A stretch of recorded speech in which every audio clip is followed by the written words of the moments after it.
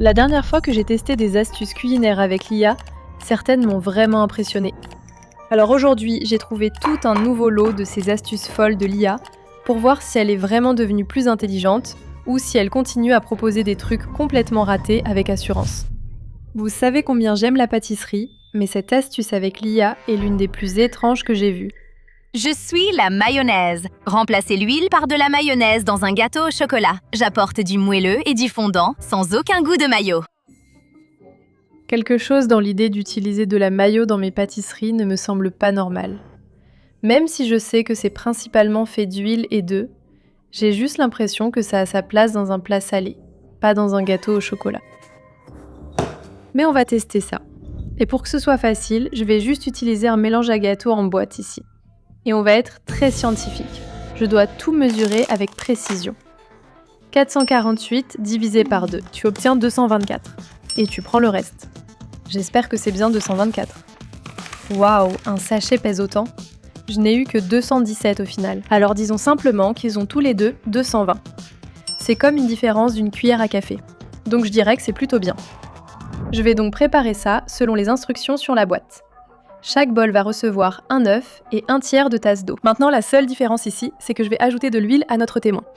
1/6 de tasse, ce qui est un peu moins qu'1/4 de tasse. Et la même quantité de mayonnaise. Oui, je regarde les ingrédients ici. Il y a aussi de la moutarde, des graines de moutarde, du sel, épices, sel, extrait de romarin. L'IA dit que je ne pourrais pas en sentir le goût, mais je ne sais pas. Je veux dire, comment l'IA pourrait-elle savoir ? Ce n'est pas comme si elle avait des papilles gustatives. Alors allons-y et mélangeons tout ça. Dès le départ, en fouettant les pâtes, je peux dire que celle avec la mayonnaise est beaucoup plus aérée, presque plus épaisse. Il y a comme un ruban épais qui suit le fouet, alors que celle-ci semble bien plus liquide. Mais pour voir si cela rend le gâteau plus moelleux et onctueux, il faut les cuire. Je vais donc utiliser un moule à cupcake, croix de notre version de base dans cette caissette marron, et notre astuce IA avec la mayo dans ces jolies caissettes. Oui, la pâte est vraiment beaucoup plus épaisse. D'accord, faisons-les cuire et voyons le résultat. Voici mon cupcake témoin. Je dirais qu'il est déjà parfait comme ça. Il est moelleux, pas trop friable, sucré, riche, chocolaté. Mais est-ce que la mayo peut faire encore mieux ? Je suis sceptique sur ce coup-là. Laisse-moi voir s'il y a des notes de moutarde et d'extrait de romarin dedans quand même.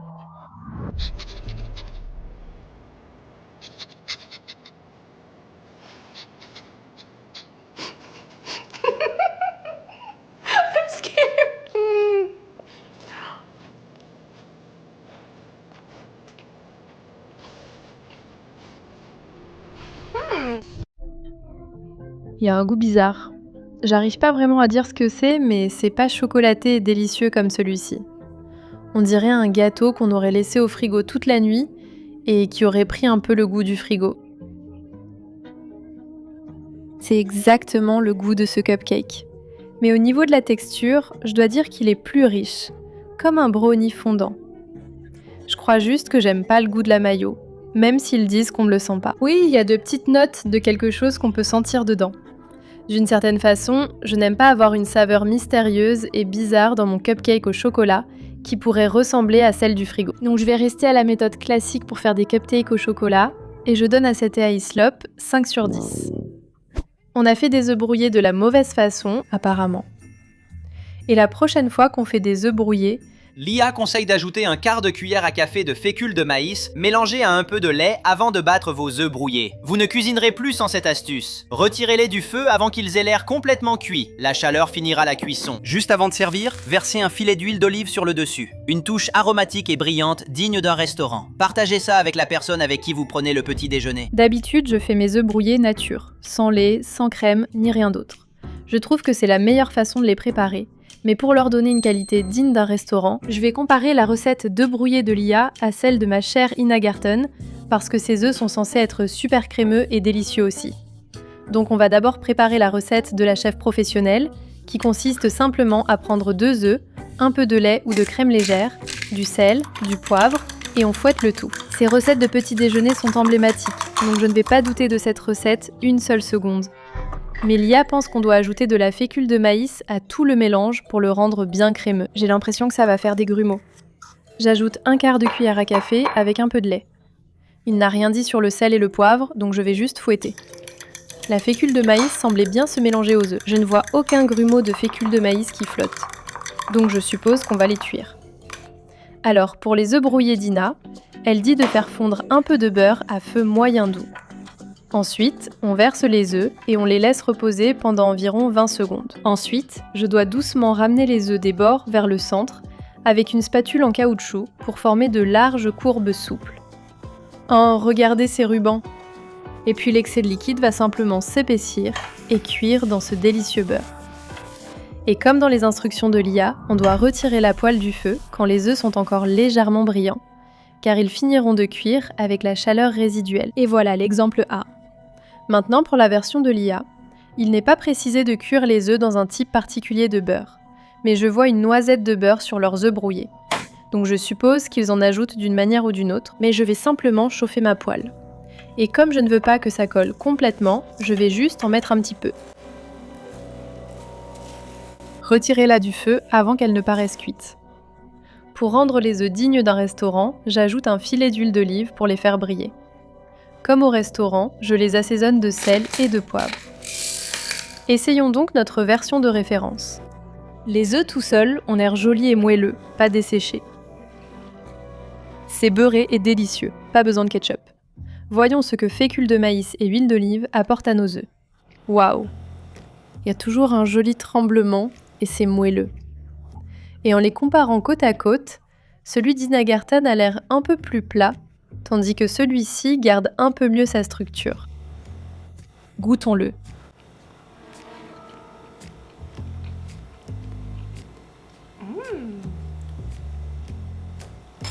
Ça m'a vraiment surprise. La texture ressemble presque à un soufflé aux œufs façon crème anglaise. Je ne sais pas comment l'expliquer, mais c'est beaucoup plus moelleux que l'autre. Je sais qu'ils sont restés un moment, mais la différence ne devrait pas être aussi marquée. Est-ce que l'IA vient de m'apprendre à faire les meilleurs œufs brouillés? Je suis vraiment étonnée. Je vais donner 9 sur 10 à cette astuce. L'IA pense qu'on a toujours mal cuit notre viande hachée sans jamais le savoir. Tu as toujours mal cuit ta viande hachée sans jamais le savoir. Ajoute un quart de cuillère à café de bicarbonate de soude par livre et laisse reposer 15 minutes. Cela la rend tendre, pas caoutchouteuse. Une fois dans la poêle, ne la touche pas et laisse-la saisir. Finis toujours avec une cuillère à soupe de sauce Worcestershire par livre. Intéressant. À première vue, je pense qu'on va faire des burgers. Alors testons cette théorie. J'ai mon bœuf haché. On va le diviser en deux. Celui-ci sera mon témoin et celui-là, notre astuce IA. Mais je suis censée ajouter un quart de cuillère à café par livre de viande hachée. Je vais juste mettre un 1/8 de cuillère à café. Ce n'est pas beaucoup. Mélangeons. Le bicarbonate de soude doit rendre la viande tendre et juteuse, pas caoutchouteuse. Si ça marche, je préférerais ça à l'astuce du beurre dans le burger montrée dans la dernière vidéo. Laissons reposer 15 minutes. Pour la cuisson, il est conseillé de ne pas toucher la viande sur la poêle pour former une belle croûte. C'est ainsi qu'on prépare nos smash burgers. Témoin, bicarbonate de soude. Je pense qu'une croûte commence à se former, donc c'est le bon moment pour la retourner. Oh! Notre version avec le bicarbonate de soude n'a pas une croûte aussi belle. Mais pour finir, il est dit qu'on devrait toujours l'assaisonner avec un peu de sauce Worcestershire. Donc comme une sauce pour steak. Voyons si la viande de notre échantillon témoin est bien tendre ou si elle est dure à mâcher. Elle est parfaitement cuite. Je veux dire, il y a un peu de mâche, comme dans les hamburgers faits maison classiques. Ce n'est pas mauvais. Mais voyons si notre steak haché au bicarbonate de soude et à la sauce Worcestershire est meilleur. En fait, j'aime vraiment la saveur de la sauce Worcestershire là-dedans. Mais en ce qui concerne la tendreté ou la mâche, c'est vraiment difficile à dire. Je dirais que la différence est négligeable. Avec du bœuf haché, il y a toujours un peu de mâche. Ce ne sera jamais aussi tendre qu'un filet mignon. Mais j'aime bien la sauce Worcestershire, et les deux morceaux ont une belle croûte parce qu'on les a laissés tranquilles. Je donne à cette astuce d'IA un 7 sur 10. Passons à la suivante. Épluche-moi puis congèle-moi 3 heures. Je deviens un bonbon gélifié. Même goût d'agrumes. Texture de bonbon gélifié. 0 ingrédient artificiel. La dernière fois que j'ai congelé une orange, je suis presque sûre qu'elle était dure comme de la glace. Mais peut-être que celle-ci, comme elle ne reste que 3 heures au congélateur, ça ne suffit pas pour former complètement des cristaux de glace. Mais je doute un peu que la texture soit vraiment aussi moelleuse et gélifiée. Alors essayons. D'abord, il faut éplucher. Et d'après l'animation de l'IA, il les congèle en quartiers individuels. Donc je vais séparer ces clémentines. Je règle le minuteur sur 3 heures et on reviendra voir ça plus tard. J'ai déjà tenté des associations alimentaires originales, toutes créées par des humains. Celle proposée par l'IA, sans papilles gustatives, me laisse sceptique, même si elle semble intéressante. Alors allons-y et commençons la rubrique des associations alimentaires bizarres. La première se fait avec la fraise. Ajoutez un peu de poivre noir sur vos fraises. Je sais que ça paraît fou, mais ça fait ressortir toute ma douceur et me rend beaucoup plus intense en goût. La dernière fois que j'ai entendu ça, le poivre noir sur n'importe quoi donne un petit côté épicé. Mais là, tu veux me faire croire que ça fait ressortir la douceur des fraises ? Je ne sais pas si j'y crois. Donc je vais couper les deux en deux. Celle-ci a l'air d'être peut-être plus sucrée que celle-là, donc on va les tester toutes les deux. Goûtons notre échantillon témoin. Un petit peu d'acidité à la fin, mais c'est quand même une fraise très sucrée. Voyons si cette astuce folle fait vraiment ressortir la douceur et la rend plus intense. J'ai pas envie d'y croire, mais laissez-moi essayer avec la petite fraise témoin, parce que celle-ci est déjà super sucrée. Poivre noir. Comment est-ce possible ? Je ne sens pas du tout le goût du poivre noir. Et ironiquement, c'est plus intense. Et ce que j'ai remarqué avec la première fraise, c'est qu'elle laissait une sorte d'arrière-goût acide. Celle-ci non, de la même fraise. Je ne sais pas comment ça a réussi à faire ça, mais cette astuce a vraiment marché et je suis bluffée. Génial, 9 sur 10. Cette prochaine combinaison alimentaire bizarre proposée par l'IA me laisse perplexe. Je suis la pastèque, ne me regarde pas comme ça. Mets-moi un peu de moutarde jaune. Oui, de la moutarde. L'acidité coupe ma douceur et ça crée quelque chose d'addictif. Non seulement parce que c'est entièrement en français, mais associer la pastèque à de la moutarde jaune, j'ai peur que ce soit un peu trop. Donc selon cette autre astuce de l'IA, on devrait couper nos pastèques comme ceci, comme cela ou comme ça. Personnellement, je pense que c'est la seule façon de couper une pastèque. Maintenant, je dois mettre de la moutarde dessus, comme sur un hot dog. Que diriez-vous d'une petite goutte ? Parce que l'acidité de la moutarde est censée atténuer la douceur de la pastèque, créant ainsi quelque chose d'addictif. Pourquoi voudrais-je atténuer la douceur de la pastèque ? Je ne sais pas, mais allons-y.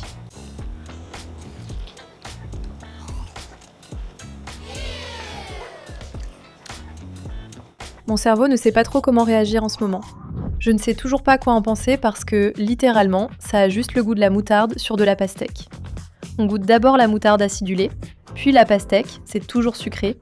Donc, je suis vraiment perdue. Essayez cette combinaison chez vous et dites-moi votre avis. Je dirais que c'était une recette bidon de l'IA, je lui mets 5 sur 10.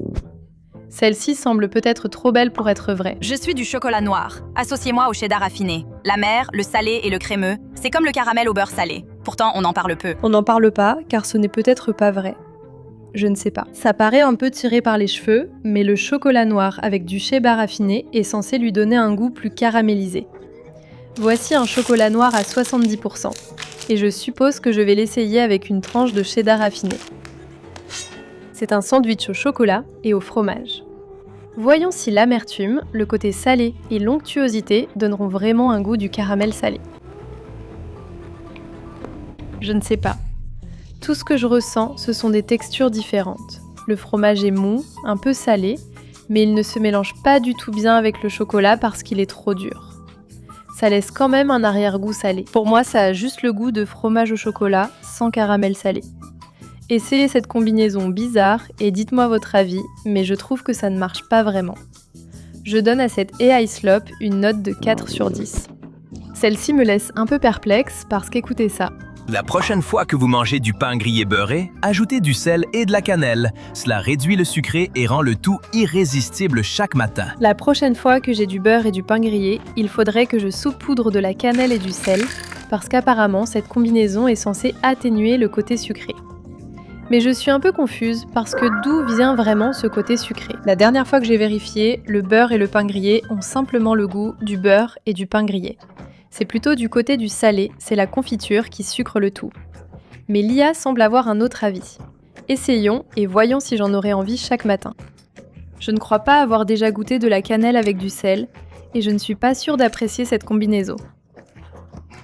La cannelle devrait toujours être sucrée et je vais donner à cette AI Slop un 2 sur 10.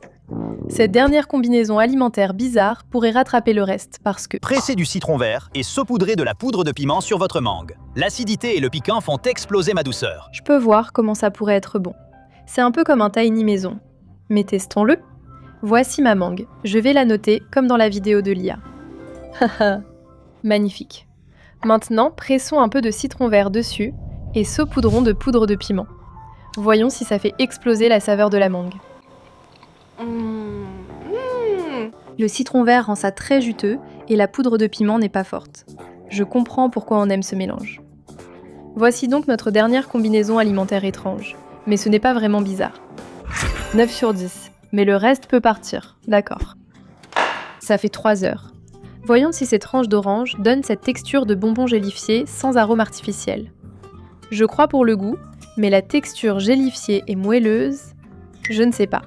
Ça a l'air vraiment congelé, dur comme de la pierre. Mais je pourrais me tromper.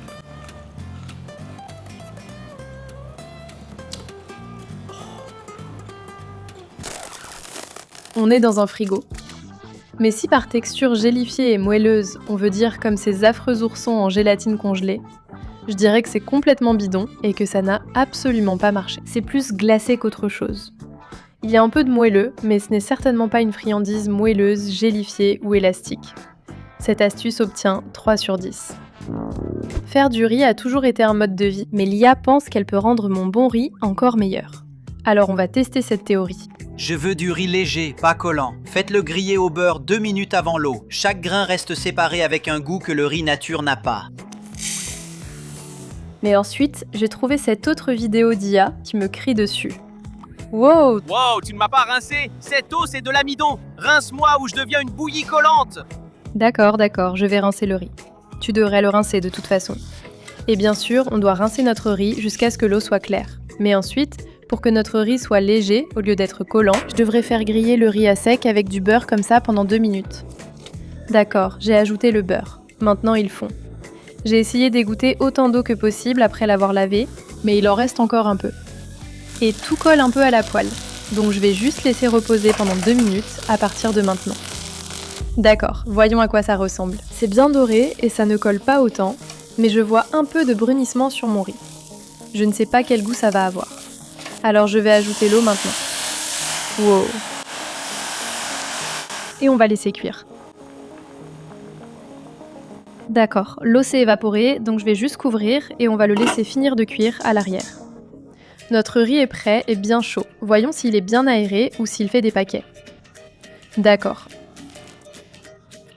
Les grains se séparent bien et ce n'est pas aussi collant que mon riz vietnamien traditionnel. Mais voyons voir quel goût il a.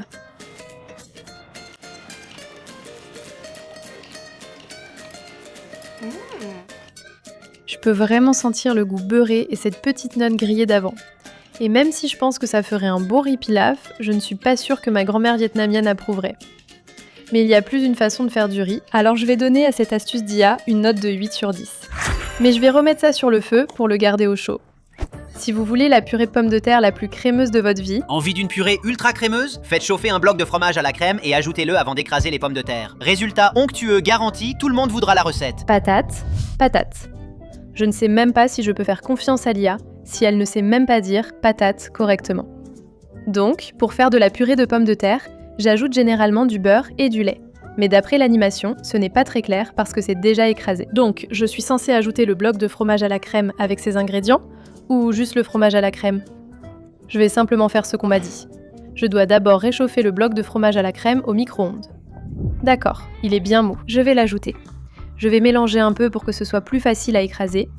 Et le fromage à la crème devrait déjà être bien salé, donc je ne vais rien ajouter d'autre. Et maintenant, on écrase. J'ai l'impression qu'il faut un peu de liquide parce que ça a l'air un peu sec. Mais un bloc entier de fromage à la crème, est-ce que ça suffit pour que ce soit crémeux et délicieux? Ou est-ce que ça va être trop? Les pommes de terre commencent à devenir un peu crémeuses et elles s'écrasent plutôt bien. Mais quelque chose en moi a juste envie d'ajouter un peu de lait, du sel, du poivre et du beurre. On a atteint la consistance de la purée de pommes de terre. C'est un peu dense mais aéré. Voyons voir quel goût ça a.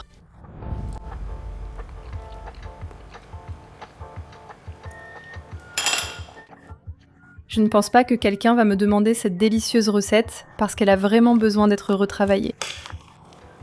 Ça, c'est de la purée bien crémeuse et légère. Cette astuce de recette obtient 6 sur 10. Est-ce que quelque chose brûle? Non, mon riz! Non! J'ai laissé le feu allumé et ça a brûlé le riz. Hé, tu sens cette odeur de riz brûlé? Ne me jette pas. Mets juste un morceau de pain sur moi et j'absorberai vite cette odeur de brûlé. Donc si je mets un morceau de pain dessus, ça enlève l'odeur, mais j'ai l'impression que ça va quand même avoir un goût de brûlé. Laisse-moi tester ça. Je suppose qu'on va laisser reposer 10 minutes? D'accord, 10 minutes sont passées. L'odeur de brûlé est bien plus légère, ça sent surtout le pain. Je me demande si ce pain a vraiment tout absorbé. Ça sent encore le pain. Mais est-ce que le riz a un goût de brûlé? D'ici, il y a une légère odeur de brûlé, mais rien de fou. Je sens aussi le beurre. Je pense que j'ai peut-être un peu trop brûlé mon riz, parce qu'il n'a pas seulement une saveur fumée, il a aussi un goût de beurre fumé, de beurre brûlé. Donc je ne sais pas si cette astuce fonctionne. Peut-être si je ne l'avais pas autant brûlé, mais je vais lui donner 5 sur 10. Dans ma dernière vidéo sur l'IA, il est dit que rouler un citron aide à en extraire plus de jus. Mais dans le cas d'une orange. Je suis une orange. Je suis beaucoup plus facile à éplucher si tu me roules d'abord sur le comptoir en appuyant. Ça détache ma peau de la chair. Je suppose que ça a du sens. La rouler avec un peu de pression détache la peau de la chair. Donc on va tester, une comme témoin et une avec l'astuce de l'IA. Même si c'est une petite orange, je dirais que la peau colle pas mal à la chair. Mais dans l'ensemble, je trouve que les oranges sont faciles à éplucher. Je vais rouler celle-ci en appuyant un peu, ça devrait suffire. Honnêtement, c'est pareil. D'après ces 2 essais, les résultats ne sont pas concluants, mais j'ai une grosse orange et comme je l'ai dit, en général, je trouve que les oranges sont assez faciles à éplucher. Alors laissez-moi juste essayer avec celle-ci. Regardez, elle va sûrement m'éclabousser avec tout son jus. Enfin, si jamais, j'ai l'impression que ça a juste abîmé et cassé mes quartiers d'orange, comme ici. Ça ne me semble vraiment pas plus facile à éplucher, ni que la chair se soit détachée de la peau. Donc je vais juste dire que c'est du n'importe quoi généré par l'IA, et je donne à cette astuce 3 sur 10. Mais maintenant, j'ai toutes ces épluchures d'orange. Tordez une épluchure d'orange au-dessus de la tache chaude, les huiles touchent la vapeur et toute votre cuisine sent le café. Ça ne vous coûte rien. Je suppose que c'est logique, les huiles de l'épluchure d'orange relèvent de l'aromathérapie. Essayons donc. Je vais préparer mon espresso. D'accord, j'ai ma tasse de café bien chaude. Maintenant, je dois tordre l'épluchure d'orange pour que l'huile se mélange d'une façon ou d'une autre à la vapeur. Mais dans l'animation, on voit l'huile couler dans le café. Oh, je vois effectivement un peu d'huile qui tombe dedans. Il y a comme des particules microscopiques d'huile qui sont tombées dedans. Et d'une façon ou d'une autre, ma maison est censée sentir comme un café. C'est un peu le cas. Ça sent incroyablement beau. J'ai un arôme d'huile à peine perceptible dans la tasse de café, mais la maison sent un mélange de café torréfié et d'orange. Ça sent vraiment bon. Mais ensuite, cette vidéo va encore plus loin et dit que si tu aimes le latte, Mélange du sirop d'érable au lait avant de le faire mousser. Un caramel doux, sans sucre granuleux. On dirait un latte à 6 $. D'accord, essayons. J'ai un peu de lait. Je vais ajouter du sirop d'érable, puis on va le faire mousser. C'est censé donner un caramel doux, sans sucre granuleux. Mais si on y pense bien, quand tu commandes un latte, les baristas utilisent du sirop, donc il n'y aurait pas de sucre granuleux dedans. Donc je ne suis pas vraiment sûre de ce que ça veut dire, mais ça ressemble vraiment à un latte à 6 $. Oh, oui. Je ne suis pas totalement convaincue par le lait avec le sirop d'érable, car on pourrait simplement ajouter le sirop séparément, ce serait pareil. Mais j'aime beaucoup l'huile de zeste d'orange, qui apporte une touche de saveur légère. Donc je vais donner un 5 sur 10 à l'astuce du lait et du sirop d'érable, et un 8 sur 10 à celle du zeste d'orange. Selon l'IA, cette carotte que j'ai trouvée au fond de mon tiroir de réfrigérateur n'est pas vieille. Elle est juste molle et déshydratée. Je suis une carotte. Je ramollis car je suis déshydratée, pas vieille. Trempe-moi 15 minutes dans l'eau glacée et je redeviendrai croquante. Je ne sais pas si je crois ça, parce que regarde comme cette carotte a l'air triste. Et honnêtement, elle a vraiment l'air vieille. Alors laisse-moi la faire tremper dans un bain de glace. J'ai déjà vu des gens faire tremper leurs carottes fraîches dans de l'eau pour les garder fraîches plus longtemps. mais je n'ai jamais vu quelqu'un redonner vie à une carotte triste comme celle-ci. Si ça marche vraiment, je pourrais tester ça avec les légumes morts de mon frigo. Je mets le minuteur à 15 minutes et je reviendrai plus tard. D'après Lia, elle pense que nous avons tout fait de travers, y compris la façon dont nous mangeons ce kiwi. Je suis kiwi. Tu peux manger ma peau duveteuse. Elle est totalement comestible et contient même plus de fibres que l'intérieur. Il suffit de me laver d'abord. C'est drôle que Lia pense qu'on peut manger l'extérieur duveteux parce que c'est un robot. Mais elle dit que la peau est comestible et qu'elle contient plus de fibres. Probablement à cause de tout ce duvet. Je ne sais pas pour toi, mais la façon dont j'aime manger mon kiwi, c'est comme ça. Je le coupe en deux et j'en retire la chair à la cuillère. Il y a quelque chose dans le fait qu'il n'y ait pas de duvet qui le rend meilleur. Donc je ne sais pas trop pour ça, mais il est écrit qu'il faut le laver d'abord. Alors faisons-le. Et je suppose qu'on doit croquer dedans comme dans une pomme. Je ne sais pas trop pour ça.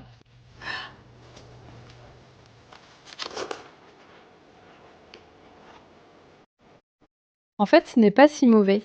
Je suppose que le duvet chatouille et gratte juste un peu les lèvres à la première bouchée. Mais une fois que c'est dans la bouche, on ne sent plus vraiment le duvet. C'est comme embrasser quelqu'un avec une barbe, ce que je n'apprécie pas vraiment, mais je suppose que ce n'est pas si terrible. Et je gaspille moins de kiwi. Mais le duvet reste bizarre, donc je vais lui donner 7 sur 10. Voici comment des chefs professionnels m'ont appris à épépiner un poivron. En gros, on coupe le haut, le bas, puis on fait glisser le couteau, on le roule le long du bord, et les graines sortent toutes seules comme ça, ce qui vous laisse un poivron très propre. Mais selon Lia, tout le monde s'y prend mal. Je ne sais pas pour vous, mais c'était vraiment facile à faire. J'ai un bouton de déverrouillage sur le dessus. Salut, regardez ça. Appuyez simplement avec vos pouces pour enfoncer ma tige tout droit vers le bas. Ce n'est même pas un pouce. Puis, tirez doucement le cœur vers l'extérieur. Donc le cœur finit par ressembler à un autre petit poivron. Je ne sais pas si je fais confiance à cette astuce, surtout que l'animation n'a même pas bien représenté les parties du corps. Mais j'imagine que le poivron a un bouton d'éjection sur le dessus. Donc il faut placer vos pouces et simplement enfoncer le cœur jusqu'à entendre un clic, puis vous pouvez le retirer. J'ai entendu le clic, mais c'est encore attaché à la tige. Donc je vais juste essayer de le retirer. Et peut-être que le mien sortira avec le petit poivron. Et maintenant, c'est coincé. Oh là là. D'une certaine façon, j'ai l'impression que la version du chef était beaucoup plus facile. Et là, c'est sûr que ça va mettre des graines partout. Non seulement je mets des graines partout, mais en plus je suis en train de casser le poivron. Oui, je vais dire qu'il vaut mieux faire confiance au chef professionnel, parce que cette astuce d'IA était bien plus compliquée. 3 sur 10. Eh bien, pour ce qui est de ne pas mettre des graines partout, c'est raté. Ça fait 15 minutes et notre glace a fondu, l'eau est super froide. Mais les carottes, est-ce qu'elles sont toujours molles et tristes, ou ont-elles retrouvé leur croquant et leur fraîcheur ? Je ne sais pas pour toi, mais même une carotte déshydratée comme celle-ci, qui n'est pas très fraîche, garde quand même sa forme sans trop se plier. Celle-ci, malheureusement, est toujours molle et triste. Donc non, même si cette vieille carotte est déshydratée, ça reste juste une vieille carotte triste. Je dirais donc que cette astuce n'a pas fonctionné et je lui donne 2 sur 10. Mais si tu as aimé cette vidéo, va me voir tester d'autres astuces culinaires avec Lia. Au revoir.